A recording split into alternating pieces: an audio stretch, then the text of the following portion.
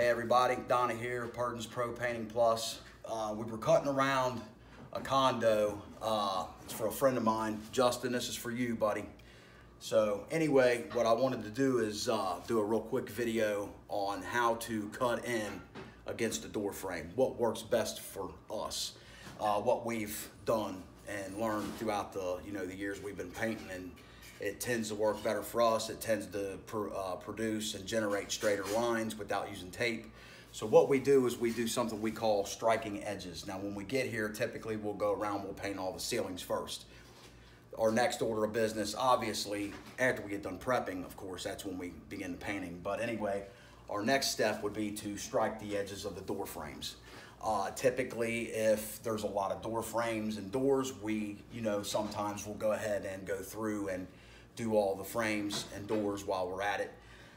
Here we did all the doors. We didn't do the frames. We did do the edges. We are going to be replacing the hardware on all the doors, so we just left them up.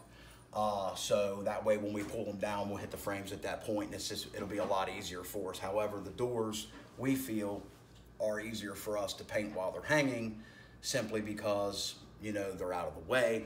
We don't have to wait to turn them over to paint the other side, and so on and so forth. But this, like I said, is to show you how we cut in door frames.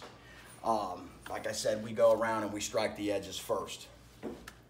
So when we're painting, I've made videos in the past where we say slap the brush on the side of the bucket, scrape the paint, just tap your brush off, and walk it into the corner, and then drag your brush. Just try to generate a straight line as possible.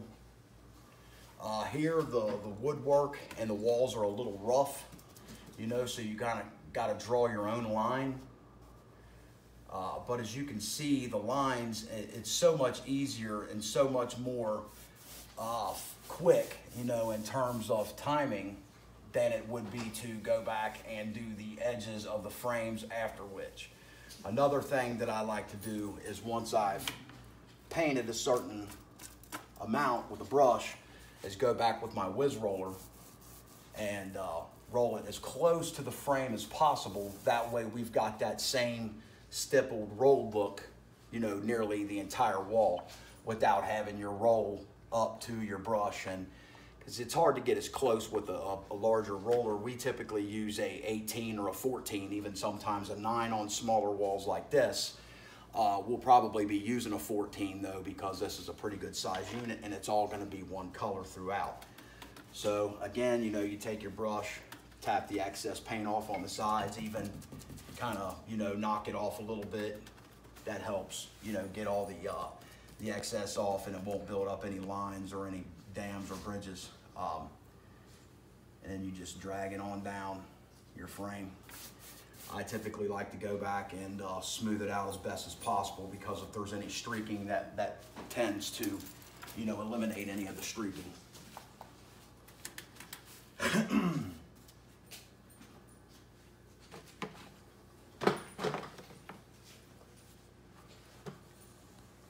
So for those of you who are planning on painting your home, this is a good trick that you can use to generate good lines like a professional would, and have nice lines throughout your home against the door frames.